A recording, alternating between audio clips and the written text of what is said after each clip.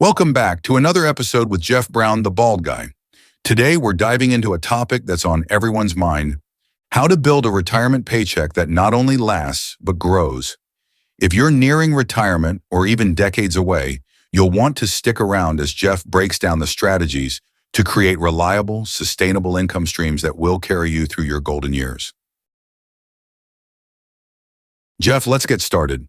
Why is diversifying your income sources so important when planning for retirement? Great question. And I get asked that all the time in one way or the other.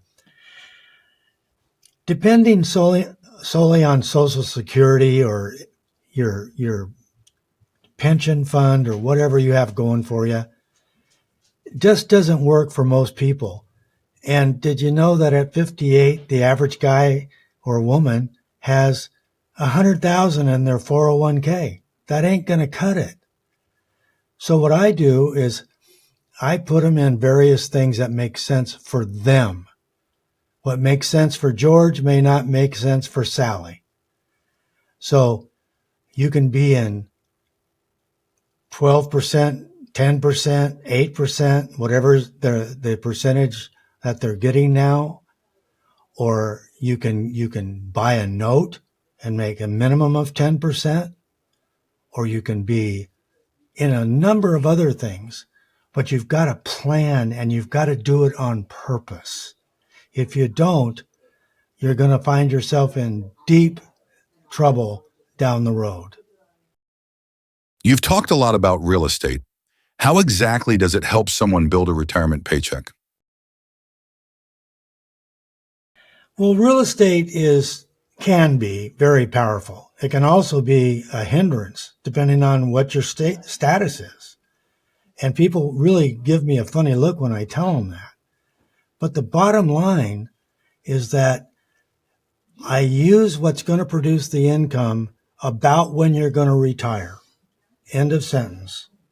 Now, even if you trade high equity properties in markets like San Diego for higher yield markets like Texas, you can dramatically increase your income while still holding the valuable assets.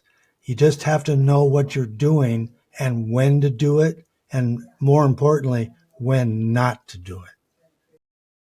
Jeff, can you explain what discounted real estate notes are and why they're worth considering? Notes are a great entity to buy if you can afford them and it makes sense for what you're doing when you're doing it. The what you're doing and when you're doing it are key factors. If you buy a note for a 20% discount, you're making good money. But if you can't afford it, don't do it. Don't take reserve money, for example, and spend that. What you want to do is take the money and put it into notes if you can afford it. And if you can, stop short of buying one too many. And what would be your short definition for what a real estate note is? A real estate note is basically you're buying a note that was lent by somebody else and they don't want it anymore. They want to get the cash out of it. So you're going to pay a discount in order to do that, and they're going to be happy with it. And everybody walks away with a smile on their face. You get a higher return, they get their cash. Next, should your tolerance for risk change as you approach retirement? Abso-freaking-lutely. The closer you get to retirement, the more you want to be very careful about what you're doing. You want to be very careful. You want to buy and hold properties in reliable markets and not like New York or California. You know, California's house now averages over $1 million. I can't believe it. I remember when they were selling for the teens. What you want to do is be very safe, err on the side of caring about where your money's going and how much it's going to bring in without increasing the risk far too much. Great. Question number 5. Taxes can take a big bite out of retirement income. What strategies can retirees use to minimize this? Well, taxes can be an invisible killer. If you don't plan on it, you're going to get nailed and it's going to be a bad surprise. Now, for instance, converting traditional IRAs or Roth IRAs to Roth IRAs, ensures tax-free withdrawals later. So it's better to pay taxes on that money once instead of every single time until you're dead. It makes no sense at all to do that. Using 1031 exchanges allows you to trade properties without paying taxes at all. So that works. And letting your equity grow untouched is what tax-deferred exchanges do in a nutshell. Now, finally, vehicles like EIULs and certain notes offer tax-free income altogether. It just depends on your situation. Jeff, you've mentioned cash flow being more important than assets. Can you expand on that? One of the things I always say is high net worth is meaningless if you don't generate usable income. And the key phrase there is usable. Now, let me give you an example. A couple I worked with traded their San Diego properties for Texas duplexes. That move alone gave them over $200,000 in annual income down the road when they needed it. Not right away, but down the road. It's all about focusing on what puts money in your pocket, not just what looks good on paper. How crucial is it, Jeff, to have a safety net in your retirement plan? To put it mildly, it's absolutely essential. End of sentence, over and out. I tell every client, no cash reserve, no deal. And I've never made an exception on that ever. That's the only thing I haven't made an exception for. Now, life happens. And whether it's a big repair on a rental property or an unexpected medical bill, having a robust emergency fund is key to everything.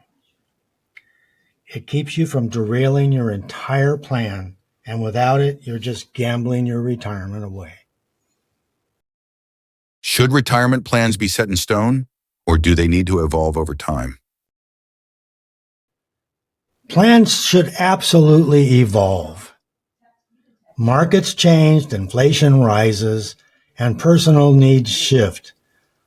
That's why I recommend revisiting your portfolio every 5 to 10 years. Now, rebalancing between growth and cash flow investments keeps your retirement paycheck stable and ineffective. No matter what life throws at you, you want to understand that principle. Finally, Jeff, what's the ultimate goal when it comes to building a retirement paycheck? The goal is simple. It's about planning intelligently, creating a stable, growing income that lasts as long as you do, right? By examining real estate and certain tax-advantaged accounts and secure investments like discounted notes, you can enjoy a retirement that's not just comfortable, but thriving. It's all about smart, deliberate planning. If you're planning on being lucky in retirement, you may be surprised in a horrible way. I tell people to do as early investments as they can in their life. Keep changing as change is required. Back off when the market tells you. Move in when the market tells you. And be ready to retire when you want to. That's the key thing right there. If you can retire when you want to, you've done everything right. Jeff, as always, your advice is invaluable. For everyone watching, the strategies Jeff shared today can truly transform the way you think about retirement. Don't settle for a paycheck that barely gets you by. Start building one that lasts and grows. If you're ready to take the next step, we invite you to schedule an appointment with Jeff to discuss your unique situation. Simply go to schedule.baldguyinvesting.com and book a time that works for you. Don't wait. Your future is worth it.